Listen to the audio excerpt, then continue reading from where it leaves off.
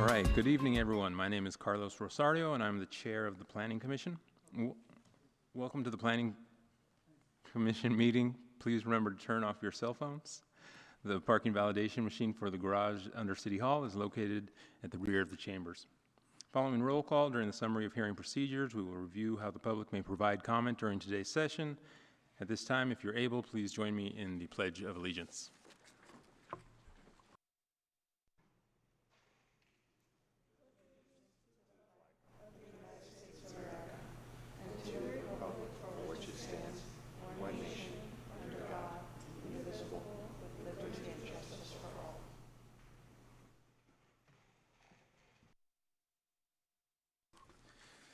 Thank you. We will now move on to roll call.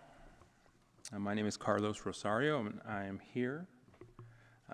Vice Chair Bickford is not here. Commissioner Bondal? Here. Commissioner Cantrell? Here. I'm sorry, Commissioner Barroso? Here. Commissioner Casey? Here. Commissioner Nguyen? Here. Commissioner Oliverio is not here. Commissioner Young? Here.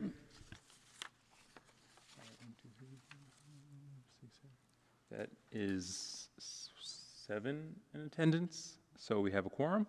So now we will move on to the special meeting and study session, or should we do the summary of proceedings first?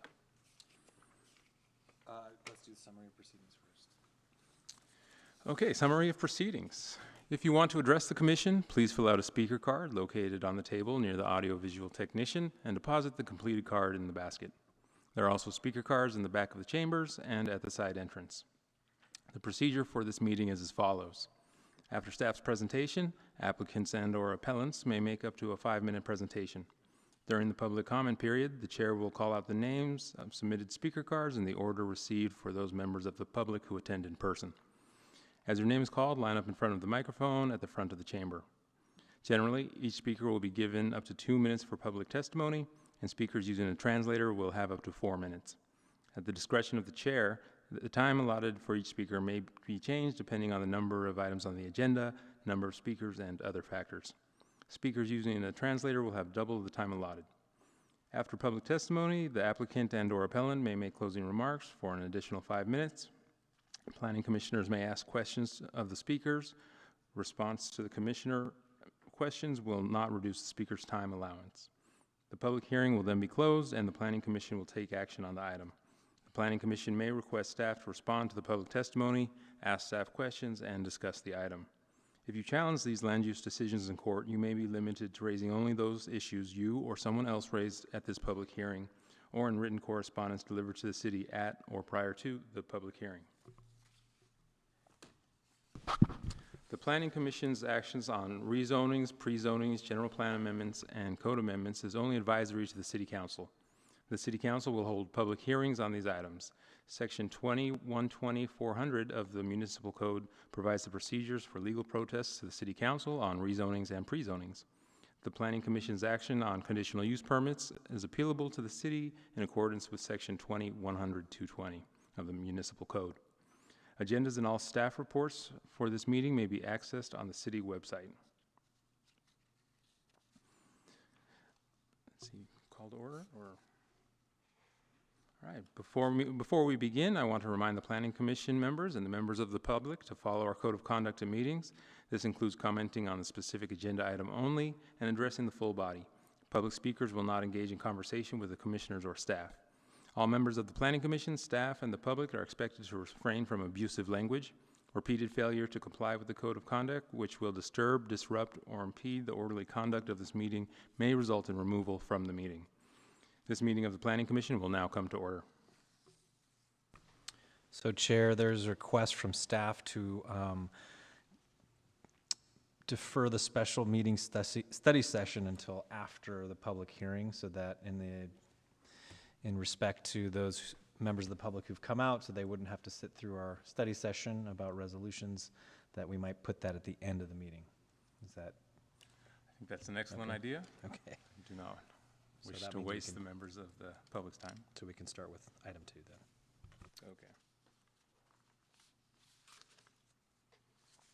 Okay.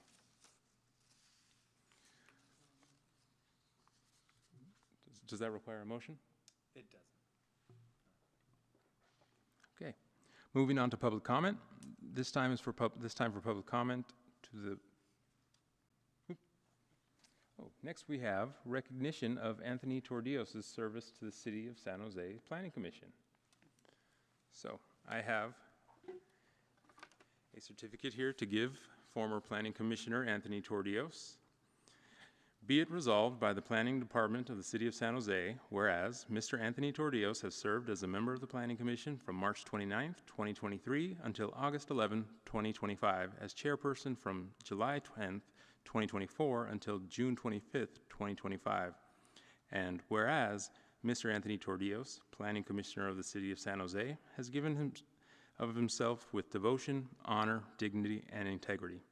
And whereas Mr. Anthony Tordios has served with an interest in land use, planning, and an understanding and respect for all citizens of San Jose of diverse opinions and backgrounds. And whereas Mr. Anthony Tordios will be remembered as a hardworking and sincere member of the Planning Commission of the City of San Jose. Now, therefore, the Department of Planning, Building, and Code Enforcement recognizes the commitment and contribution that has been made on behalf of the San Jose community, and the City of San Jose Planning Commission unanimously approves this resolution of commendation.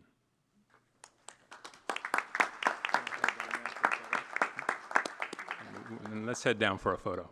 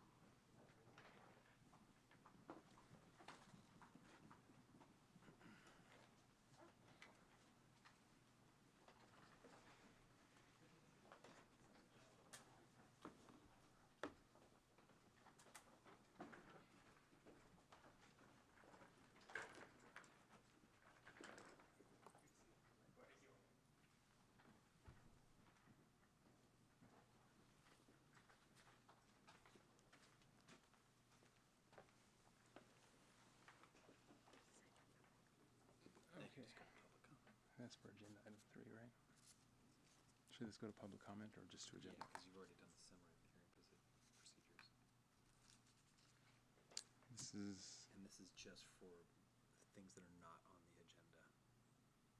So this is for item number 3 for public comment, so that's this one.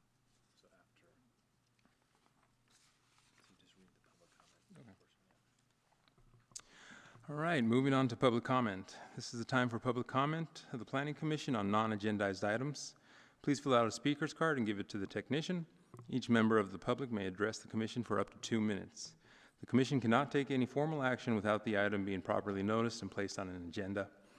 In response to public comment, the Planning Commission is limited to the following options: responding to statements made or questions posed by members of the public, or requesting staff to report back on a matter at a subsequent meeting, or directing staff to place the item on a future agenda. Staff, do we have any speakers? It looks like we have a few. Let's see. All right, I have a stack of cards in front of me, and I'll start with here. If you haven't filled out a speaker card and would like to provide comment, please come down to the front and center of the chamber once I'm done with the cards. First card, Juan Estrada.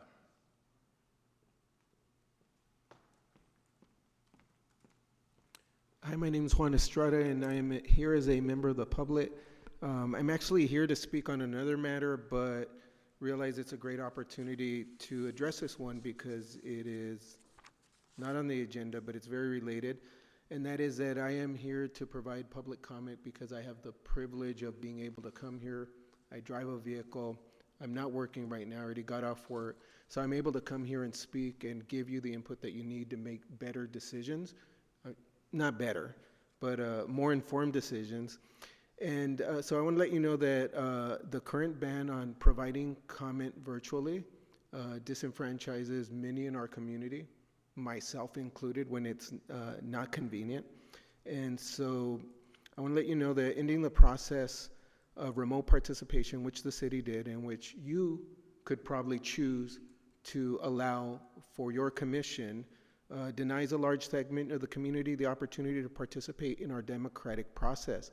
Some examples include disabled residents who rely on technology to speak or who otherwise have to arrange rides with paratransit. Immunocompromised residents who take on unnecessary risks to their health by spending hours in a packed room.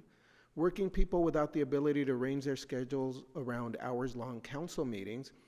Parents with small children who can't take time off to attend city meetings. And so I just want to reinforce that if there is an interest in hearing from the community, hearing from the public, you could choose to pursue allowing comments virtually for your commission. Thank you.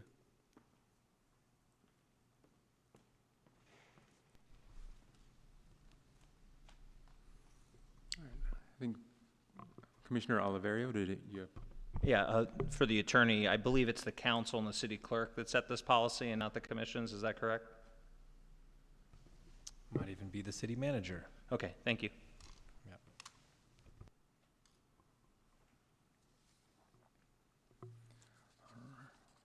All right, seeing no more public comment, moving on to deferrals and removals from calendar.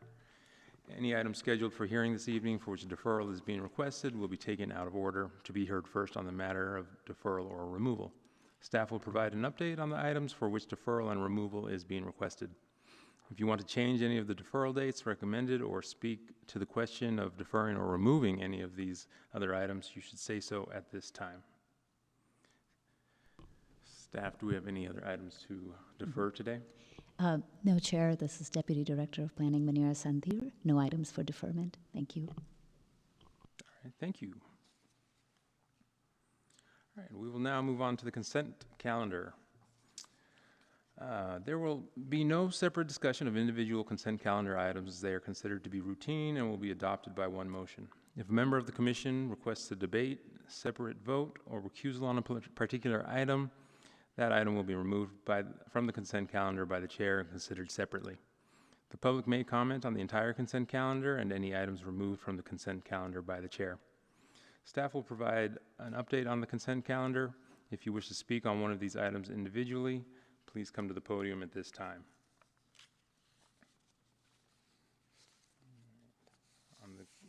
On the consent calendar tonight, we have 2 items. Review and approve the action minutes from July 9th, 2025, and CP 25-008 and ER 25-068 administrative hearing is a conditional use permit to allow 24-hour late-night use of a new 12,824 square foot fitness center within an existing building on approximately 2.7 gross acre site located on the east side of Monterey Road, approximately 235 feet southeast of Alma Avenue. Motion to approve the consent calendar? We have a motion, Second. a second by Commissioner Bandal. There's no further discussion. We'll go to a roll call vote. All right. Let's see. Vice Chair Bickford is not here. Commissioner Barroso. Yes. Commissioner Bandal. Yes. Commissioner Cantrell. Yes. Commissioner Casey. Yes. Commissioner Nguyen. Yes. Commissioner Oliverio. Yes. Commissioner Young. Yes. And myself is a yes, making that 8 with 1 absent. And the motion passes. Okay.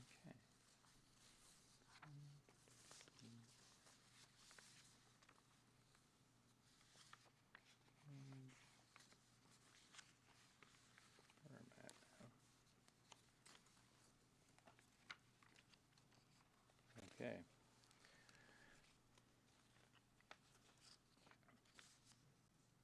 Okay, so now we have no items on the agenda for tonight's public hearing, so we'll move on unless there's anything else to do.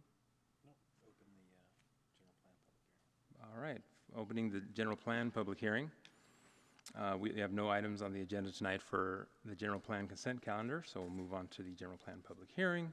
Tonight we have 1 item on the agenda for tonight for the general plan public hearing, and that is GPT 25-002, a city-initiated general plan text amendment to modify policy IP-2.11 of the Envision San Jose 2040 general plan.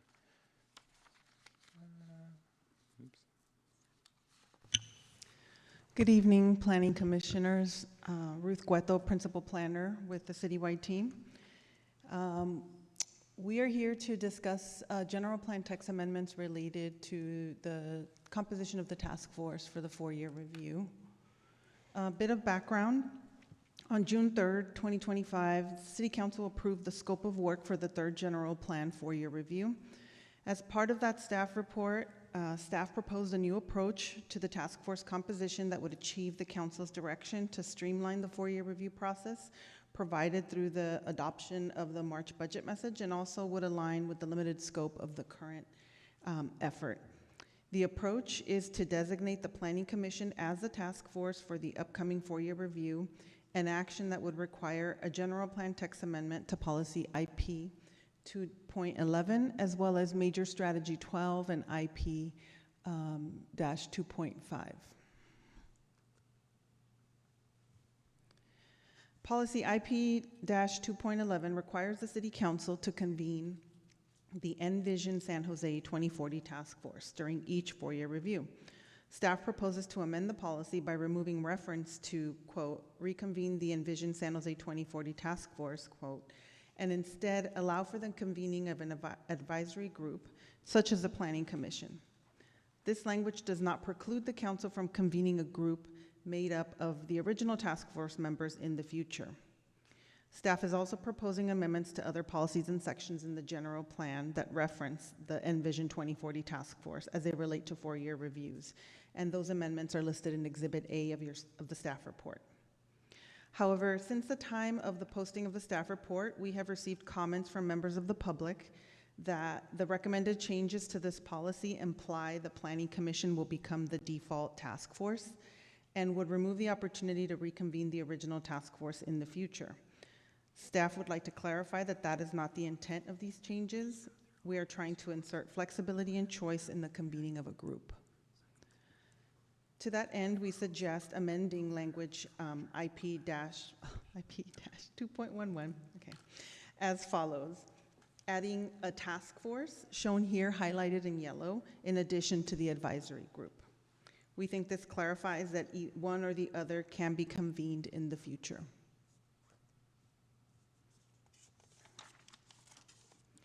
Although not part of the general plan text amendment, we thought we would use this opportunity to describe staff's outreach strategy for this 4-year review. While we did receive support from council on this new convening process, council also asked for a comprehensive public outreach program to be led by the Office of Racial and Social Equity and the Planning Department. The outreach strategy you see in the staff report was coordinated with our partners in the Office of Racial and Social Equity.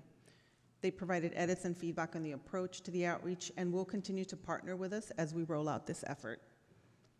Some of the methods we will employ include a project website, digital surveys, and social media outreach. We'll also conduct 4 in-person open house events based on specific topics and have at least one either virtual or in-person focus group meeting with the community partners identified in the City Council memorandum and in the outreach strategy. We will communicate in multiple languages and provide interpretation services at our meetings. A few other strategies include having flexible meeting times, so evenings and or weekends, having activities for children at the open houses, as well as partnering with trusted community organizations to either co-host an event or help us in getting the word out and bringing people to the event. And with that, this is the staff recommendation in the staff report. Thank you.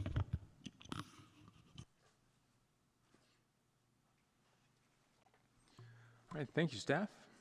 This time we'll do public comment. Each speaker will have 2 minutes. So we will start with Juan Estrada, followed by Alex Shore and is it Manuel?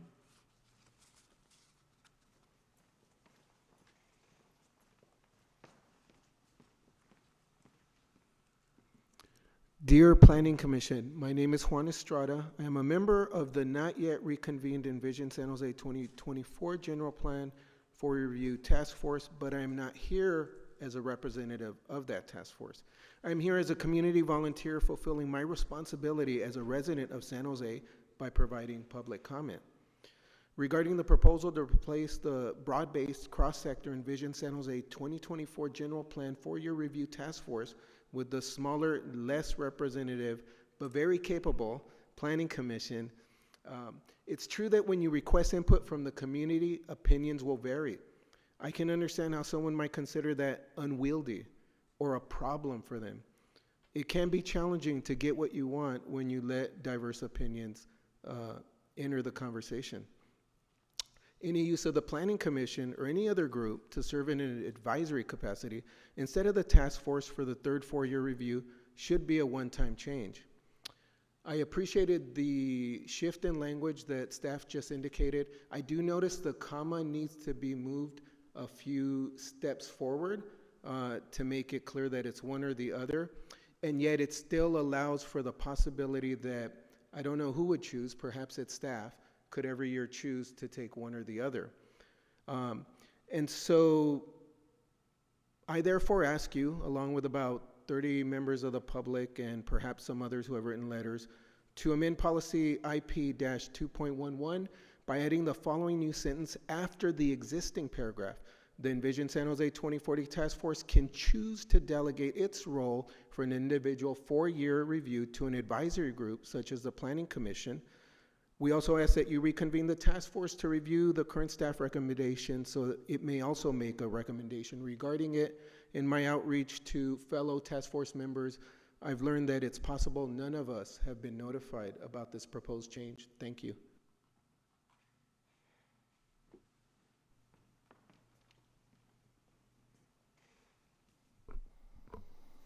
Good evening. Alex Shore with Catalyze Silicon Valley. I want to talk about 2 topics on this. One is about process and the other about outcomes. On outcomes, whether it's the General Plan Task Force or the Planning Commission that reviews this, we think we need a general plan that is more pro-housing, and so we want to continue to keep our eye on the ball when it comes to the outcomes. When it comes to the process, we want to thank staff for implementing through this plan community engagement principles that our best practices, including, as Ruth talked about, allowing children's activities to be on site during community meetings to make meetings more inclusive for folks. So praise to staff for tactics like that. We do want to mention to the commission, in case you're not aware, as the Silicon Valley Council of Nonprofits pointed out, the city of San Jose now has a bench of nonprofits, 22 of them, that can provide community engagement services to the city of San Jose to assist with any and all topics, including planning. Catalyze SV happens to be on the bench. It's an incredibly wonderful, diverse bench of organizations. And we hope that staff will use that bench to reach the community through this process. We also know that, as SVN talks about, having more folks with lived experience and folks who are underrepresented in the decision-making process is incredibly important. And so we would encourage staff, whether it be through the General Plan Task Force or their own outreach activities outlined in this plan, to focus on those communities that are traditionally left out of the process, because the task force tends to be more grass tops and elites than it happens to be folks who are really, really deeply affected by issues like homelessness and affordable housing. So we encourage you to think about the bench and think about underrepresented folks when you're going through this outreach plan. And as always, Catalyze SV is here to help if we can. Thanks.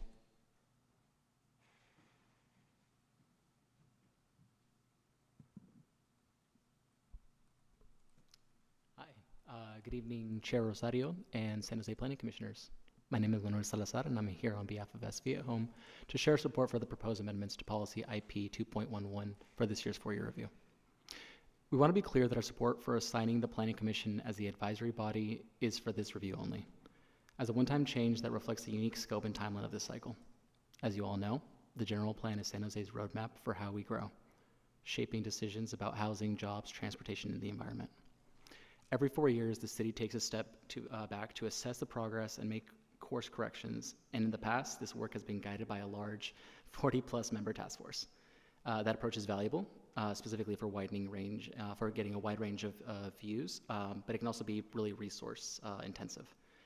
This cycle is narrower in scope. It's going to be focused on increasing residential capacity, which is wonderful, and has a shorter timeline as the city prepares for the next housing element cycle. So given that, we agree that having the Planning Commission serve as the advisory body makes sense. Commissioners bring deep expertise, represent every district, and can hold open public study sessions that keep the process transparent and accessible. As Alex kind of pointed out, though, we do want to stress that the community engagement must be robust and targeted, specifically to ensure full participation, especially from historically marginalized communities whose perspectives are critical to shaping the city's future. So thank you for your time.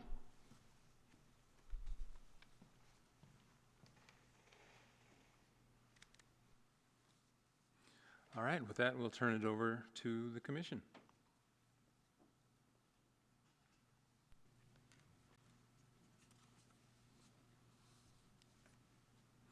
Commissioner Young. Yes, thank you, Chair.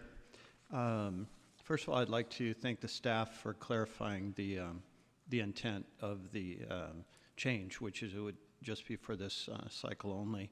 I'm very honored that city staff and the planning director and the council consider us and give us an opportunity and a great responsibility to review the general plan. I wanted to assure the folks here and the folks that wrote that we represent a very diverse interest group here.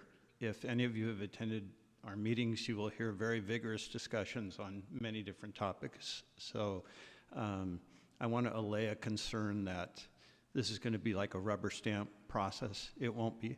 I'm certain that we'll have many vigorous discussions as we do, and just want to assure the members of the public that we will listen to the input. I'm looking forward very much to hearing the input from our residents. I know the other commissioners are as well. And the final thing I wanted to say, and I want to thank Mr. Estrada for bringing this up, is the ability for folks to give input virtually. Myself and other commissioners over the past year or two have raised this issue. We very much, I'll speak for myself, I very much want to restore virtual input from the public. I understand that there are security issues with that, and I know that the city clerk and the city manager have been working through that, but this process would be a wonderful opportunity to re-implement virtual input from the public, because as you mentioned, Mr. Estrada, there's lots of folks that can't come here in person, absolutely. So I would just urge once again our Deputy Planning Director to put input through whatever means you can to either the city manager or the council. That, at least speaking for myself, and I think I speak for many of the commissioners, we would like to have virtual input to our meetings. I think it's very important. So thank you. All right, thank you, Commissioner Young. Let's see. Oh, Commissioner Cantrell.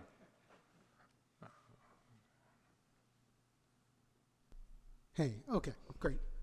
Actually, I want to say thank you to the staff to actually make those quick changes, reflecting the concerns of the community.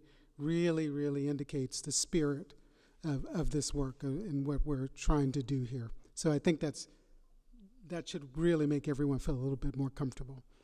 I do have a couple of questions for staff.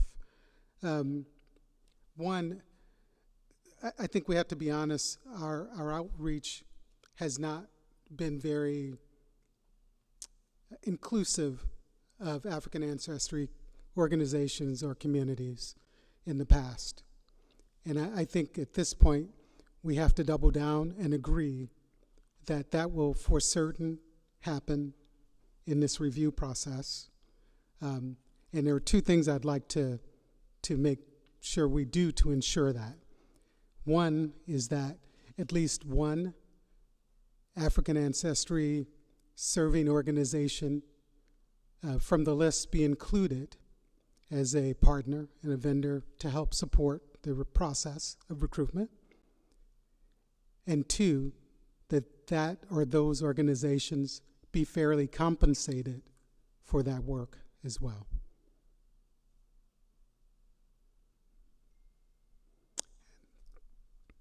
Thank you, Commissioner.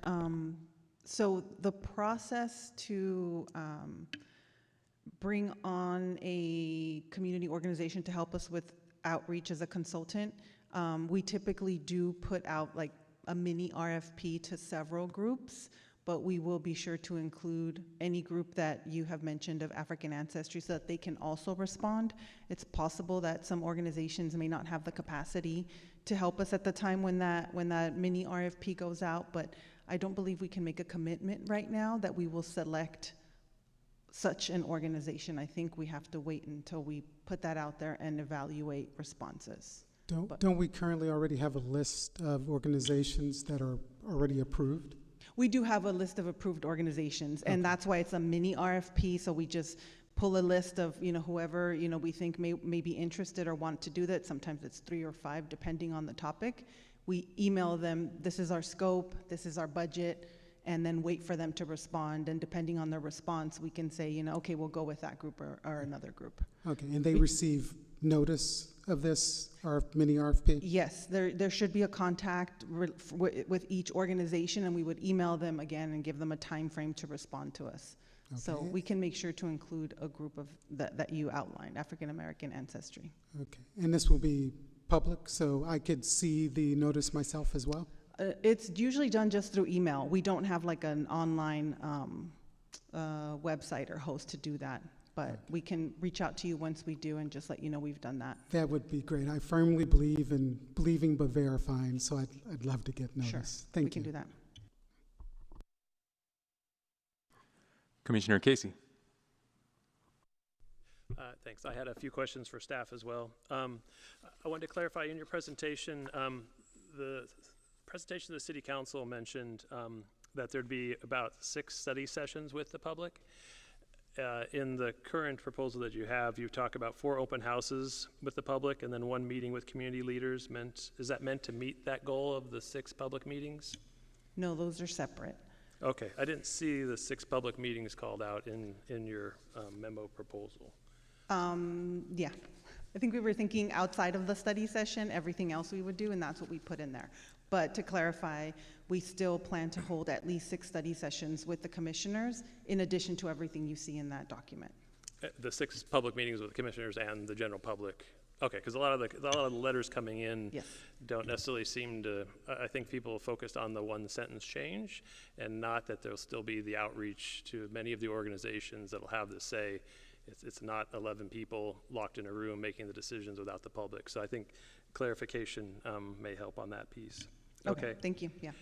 And then the proposed scope of work that was approved by the city council, just for everyone's clarification, does that mean any other topics and or items proposed by the public, including by the task force or the general public, they're not open for consideration? So is it, that's the set agenda, or can other items be included? Because again, many of the letters kind of touch on reopening the entire Envision 2040 plan, and I don't think that's anyone's intention, but I don't know where the line is between reopening the entire plan or doing just what the city council approved in the previous council meeting.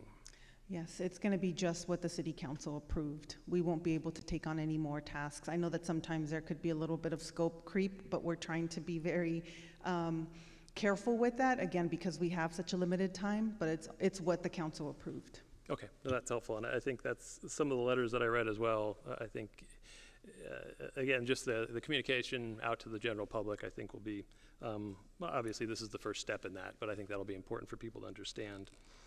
And then I guess touching on what Commissioner Young said as well, the composition of the Planning Commission, some certainly insinuated that we're in the pockets of developers and special interests and things like that.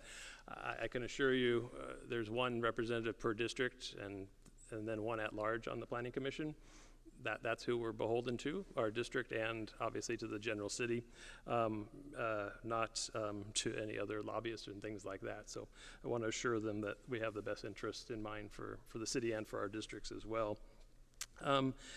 And there was also comments in the letters referring to the council, the Planning Commission being appointed by the city council. For clarification, I understand the task force was also appointed by the city council as well. Is that correct? I do not know how the original task force was appointed. Maybe the former council member can, but these last 2 times for the general plan 4-year review, the mayor at the time issued a memorandum, an informational memorandum, and outlined the organization and the person. And it was all the original organizations. It's just that sometimes people left and went to another org, but I think it was always based on their affiliation. Okay, but in general, we were both kind of assigned to our roles through the same general process City of council and government. mayor, yes. Okay, thank you. And then definitely want to addressing that groups aren't left behind. I mean, my understanding in reading through the different materials, this public outreach is still there, the public comment is still there, the different groups, whether they be developers or nonprofits or religious organizations, et cetera, notwithstanding Commissioner Cantrell's request as well, they'll all have the same ability for input into any modifications that they would have if the task force led it versus the Planning Commission. Is that correct? Yes. I think we talk a little bit about this in the staff report, that there's still the process of transparency. These are going to be public meetings. We have our website, access to staff, myself, and the rest of the team, as much as we can, right? Again, there's a capacity issue, but you know, we are here as public servants, and whatever we can do to help, you know, give that information out or communicate or engage with people, that's our job here. Okay, no, and then just for clarification, I don't know everything, so it's important that I get that valuable input from the different perspectives and things like that. So I want to make sure that that process is still there to help me make an informed decision. So, okay, thank you. Those are all my questions. Commissioner Oliverio. Thank you, Chair. I'd just like to make a motion to approve the staff recommendation with the edits modified by Ruth for the commission to vote on. So that's the motion to approve the staff recommendation. Second. And I further along wanted to say that having been a part of the actual general plan task force as a council member serving for 5 years, we had 40+ members on a meeting, which would go very long, and oftentimes multiple people saying the same thing over and over again. So having a geographic representation of every district, I think is a good mix, and I'd actually probably say it might be more comprising of the city as a whole.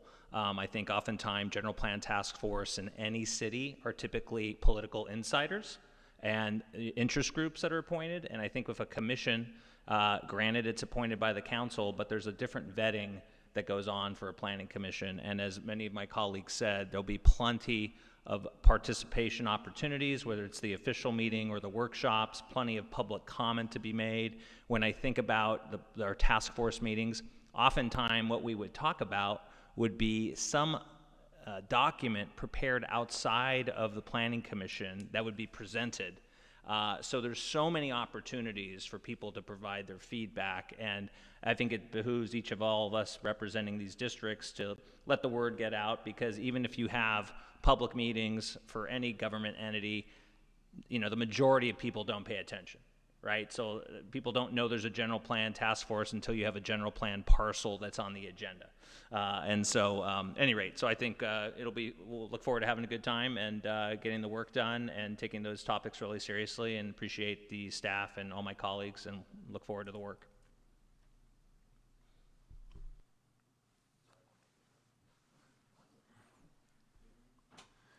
All right.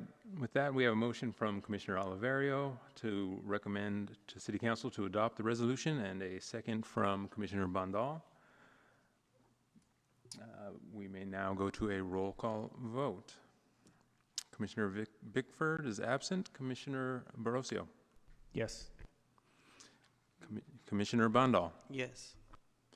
Commissioner Cantrell. Yes. Commissioner Casey. Yes. Commissioner Nguyen. Yes. Commissioner Oliverio. Yes. Commissioner Young. Yes. And myself, a yes. That would be 8 yeses and no, so the motion does pass. And that concludes the agenda here. All right. Moving on to referrals from City Council, boards, commission. Go. With that, we will close the general plan calendar 2025 cycle 2. Okay, referrals. From City Council, boards, commissions, or other agencies. Staff, do we have any referrals? No referrals. Thank you. Thank you. On to good and welfare. Do we have a report from City Council? I think that could cover 12A and 12C, so we will have a joint study session with the City Council that is being considered for September 18th, and that will provide a general plan and land use overview for that joint study session. All right. And then anything on subcommittee formation, reports, outstanding business, or commission calendar and study sessions, which you sort of just spoke on? I believe our next meeting is going to have 2 business items as well, so we will be meeting in the second meeting of August. Okay. In that case, we will open the floor for any comments to the public record. If not, then this meeting is adjourned. Special meeting now, right? And then you have to convene this, we're going to do a special meeting. Study session. Okay, then we will now convene the special meeting study session. All right. Anything I need to do here? Just hand it over to staff to start the special meeting. Staff, would you like to start? Yes, thank you. So we have proposed changes to the resolution and staff report format for development review projects that come before the Planning Commission. And our planning supervisor, Laura Miners, will make a brief presentation. Thank you. Hello, thank you. I'm going to share my screen. Okay. Thank you, Chair, Vice Chair, and Planning Commissioners. My name is Laura Miners, Planning Supervisor on the Development Review Team. This is an informational study session to introduce and discuss structural and formatting changes to future resolutions and staff reports.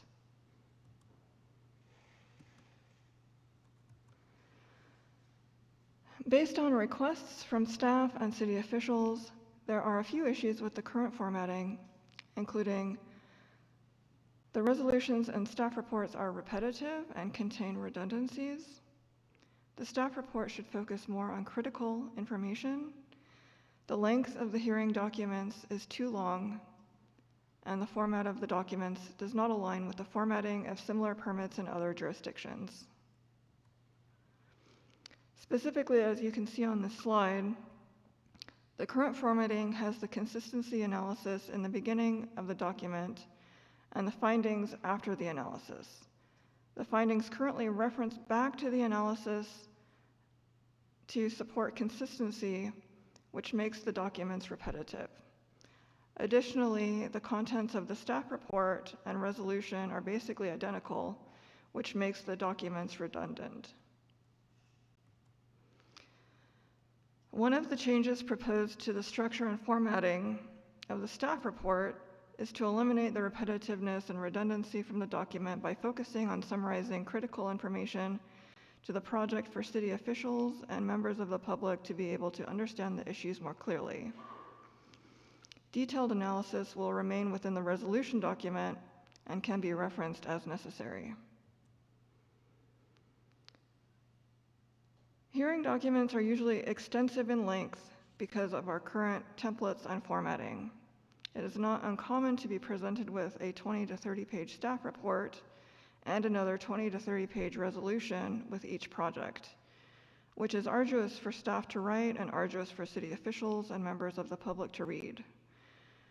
With this change, we want to bring the documents more into conformance with the length of similar permits from other jurisdictions, while at the same time highlighting and summarizing the critical information. This slide is a summary of the actual changes that we are proposing.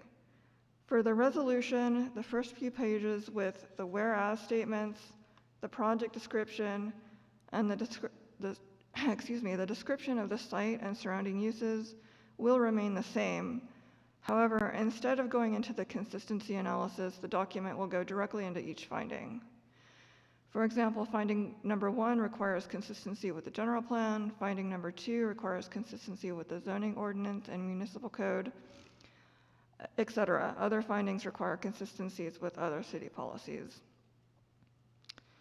The new resolution will provide the consistency analysis directly under each finding. The template and example resolution provided as attachments to this item in the agenda are representative of the changes. The staff report will have extensive changes to the structure and formatting to summarize the critical information more effectively.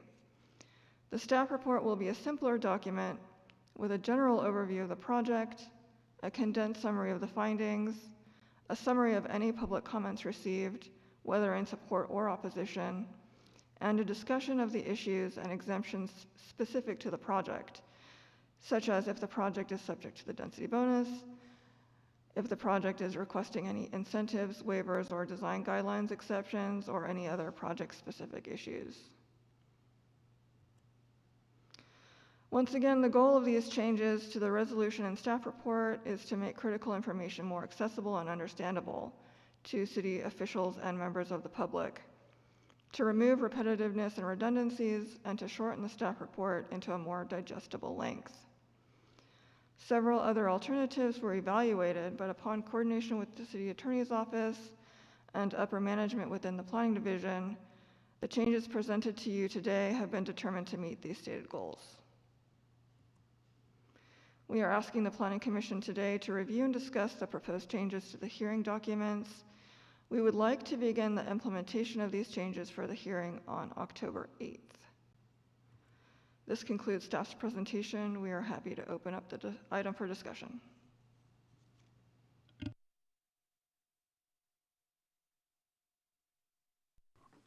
Commissioner Oliverio. Thank you, Chair. Yeah, anything to make it easier for the public, easier for the electeds, planning commissioners, et cetera. I think no need to repeat. I would add one thing as just a comment to consider. I know that we often get proposals that come to the commission and the city council where the applicant will say, hey, this is going to produce X amount of revenue and fees for the city. which is a reason why you should vote for this, but it's never validated. I don't know if the numbers are correct.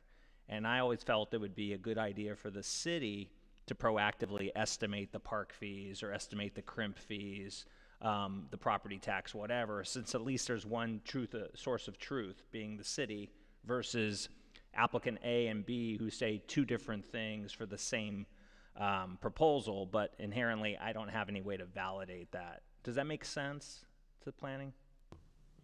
Through the chair, that is correct, and I believe we do have a policy that in certain instances requires like a fiscal impact analysis to vet those numbers and identify what the issues are, but that's only in certain circumstances. Got it. I think a majority of the projects from a planning and land use perspective, as long as it meets all of the requirements, the revenue generation piece does not factor into that land use decision unless there is there are community benefits that are proposed to go with that project, or there are significant concerns that require that they be offset with those community benefits. Understood, but that still leaves us with the same situation. Applicant walks up and says, look at all these things it's going to do. I don't know if that's true. Versus I think it would be good if it was the city that made those findings, and that those findings were factual, and we made our decisions with that. That's all my input. I just wanted to share that as something since we're considering making these changes. Thank you. All right, Commissioner Young. Thank you, Chair. I would just like to thank the planning staff and the city attorney's office for the work they've done on this. I think this is wonderful. Yeah, you know, as a commissioner, I've been reviewing staff reports for a few years now, and they're very weighty, and there is a lot of duplication, and so I think the ability for us to be able to more quickly identify the key issues will be really helpful, and I just really appreciate the work that was done on this. I think it's I read over the example staff report and resolution. I think it's great. So thank you.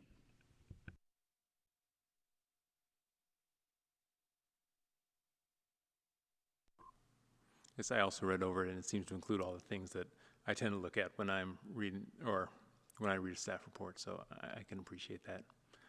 Any other comments from commissioners? Are we voting on this? No vote. No vote. There's no action on this. Study session. Since there's no action, I'll just say this. Anything you can do to make it easier for anyone to look at this and process it is absolutely welcome. For certain, for us, for the community, for the developers as well, it's fantastic. I think getting these very weighty things down, I think I often find, because it's so hard to track errors and conflicts within that duplicity within the document. And this will help to resolve those things. That always creates questions for me. So thank you. If you're making my job easier, I appreciate it.